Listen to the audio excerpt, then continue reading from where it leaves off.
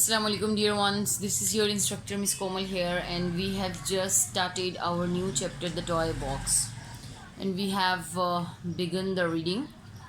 And we were reading that Matilda, Tom, and their mother and father has shifted to a new house where the boy Tom is telling his experience about the new house, that he is surprised and he is terrified because he hears some of the strange voices and he doesn't know that whose voices are that. So let's start the reading and see what we have next in the chapter and what are the sort of that voices that Tom hears. My suitcase and a couple of boxes containing clothes, more toys, and books were lying on the floor beside the bed.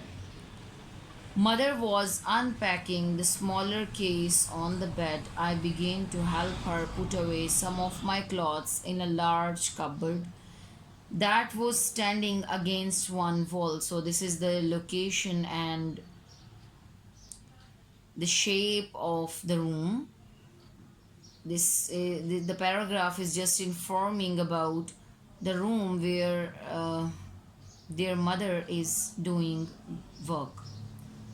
Against on wall, I paused by a window to look at the garden outside. It was bright and warm, and everything looked green and fresh. I wanted to be out there, not in this dark house with its cold, echoing rooms and strange sounds. So you can see here that Tom just wants to get rid of the sound and the voices that were coming from the place where he doesn't know. You are very quiet, Tom, said Mother. Is something the matter? I don't like it here, I muttered. Why ever not? Asking Mother, coming over to join me by the window. It's cold and spooky, I replied, and I don't like the noises it makes. Noises? Asked Mother, astonished. What noises? I heard some noises, moaning coming from the toy box, I replied. So now he tells his mother that he has listened some strange voices. Don't be silly, said Mother. Come, let's go down and listen. Don't be such a scaredy cat. Matilda will come too, and I will get Dad too if you insist. We went downstairs and entered the playroom. We stood and listened. We heard nothing. The sounds you heard must have come from outside, said Mother. A gurgling pipe, perhaps. No, I said with some force. As I backed out of the room, it was cry, a moan, I'm sure. Over the next few days, we settled in. I should say the rest of the family settled in. I was far from settled.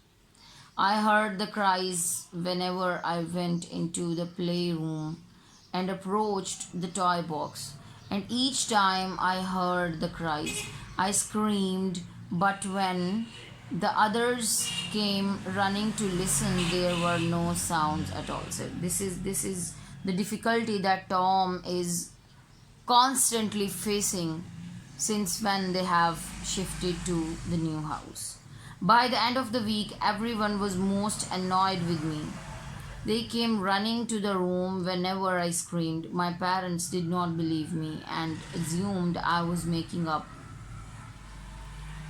the story to get their attention. My sister blamed me for the moodiness of my parents and said that we might lose the use of the room for our entertainment if I kept up I kept this up. One morning, determined not to scream, I plucked up the courage to enter the playroom. I had avoided it for 3 days, but now my mind was made up. I would get to the bottom of the mystery and not scream. The curtains in the room were drawn, so it was dark and musty in there. As I entered the room, I felt a draught of air. The windows were firmly shut, so was the front door. Wondering where the draught was coming from, I did open the curtains. Sunlight flooded into the room, but it still felt chilly.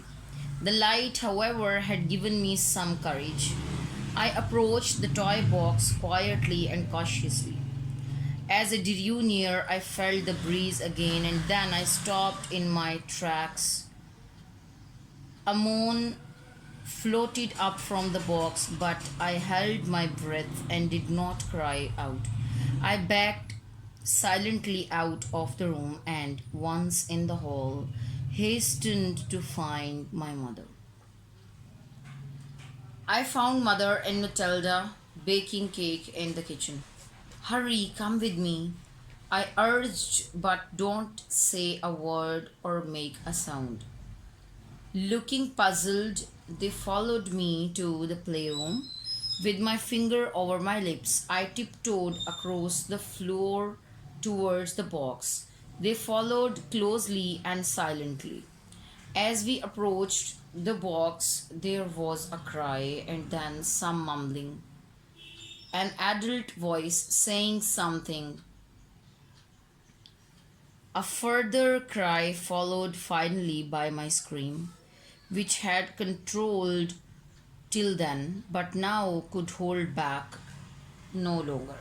We stood there for a moment, breathing softly, listening intently, but heard nothing more. Father entered the room at a gallop. What's going on here? He asked abruptly. What has happened? He paused in mid flow, noticing us standing in silence. Mother indicating with one finger to her lips for him to be quiet. So now the story has begun, and this is the climax where now Mother and Matilda has also come to know about the voices, the strange sounds that Tom has been hearing. We left the room and proceeded in an orderly fashion to the living room, where Mother explained what had happened. Well, you wait here, said Father when he had heard the story. I'll investigate. Father marched out of the room purposefully. After a moment, we heard the box being dragged over the wooden floorboards in the playroom. After a while, Father joined us again. Come with me, he said, going towards his golf bag in the hall.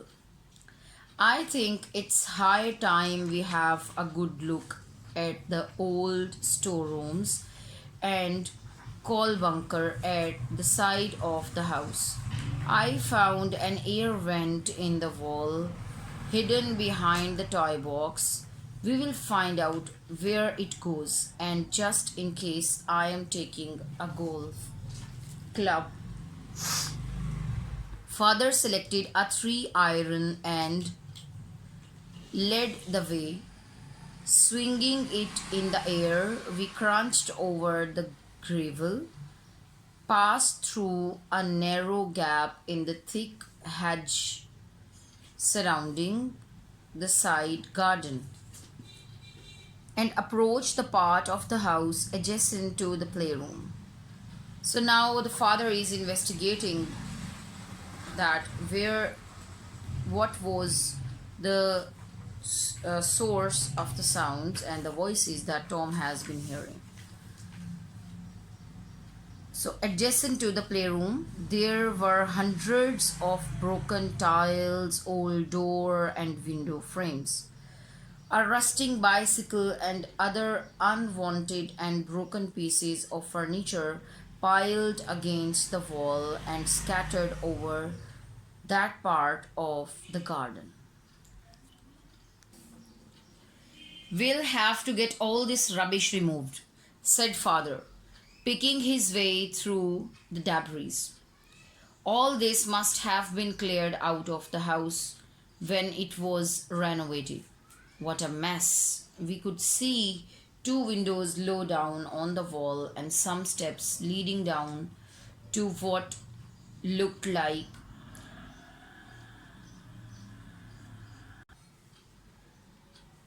a cellar door. The path to the door was clear, so it was obvious that someone had used the doorway quite recently. Father clambered down the few steps to the door. Mother Matilda and I stood at the top, wondering what he would do. Father rapped on the door with his golf club and called out, "Hello, is anybody there?" There was no answer. He rattled the rusty doorknob and struck the door again with his club.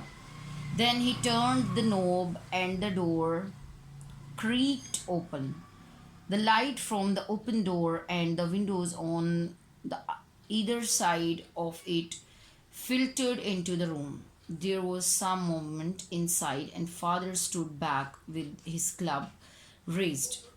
We could hear a tearful woman's voice. Now you can see that all of the family members have discovered the voice, and now it is not a secret. "Please, sir, we do not mean any harm," sobbed the woman. "Who are you and what are you doing here?" demanded father. "We have nowhere to live, sir," explained the woman. "We found this place by chance and moved in for shelter. We've been living here for some weeks now." So now it has been cleared that yes, there were people living behind the playroom. "Who is with you?" asked father. "My little child," cried the woman, turning to look towards a coat. Now, woman and the child have been living here for weeks.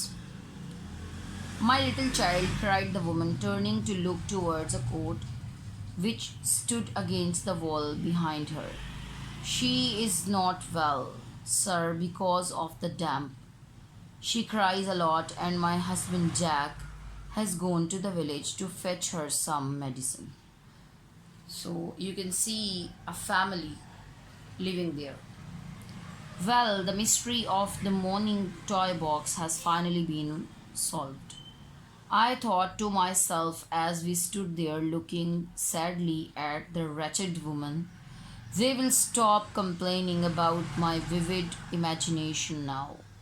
Mother took charge of the situation immediately. 1 month later, the child was gurgling with laughter on the sunny lawn outside the house. The woman, Frances, was employed to help in the house.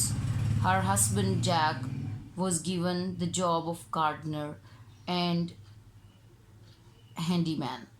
The coal bunker and storerooms were cleaned, damp proofed, and painted. The rubbish from the side of the house was removed, and shrubs were planted. Everything worked out well for all of us. The spooky house became a warm and comforting home. So, this was your story. I hope that all of you have enjoyed and understood it. See you in the class. Till then, take care. Allah Hafiz.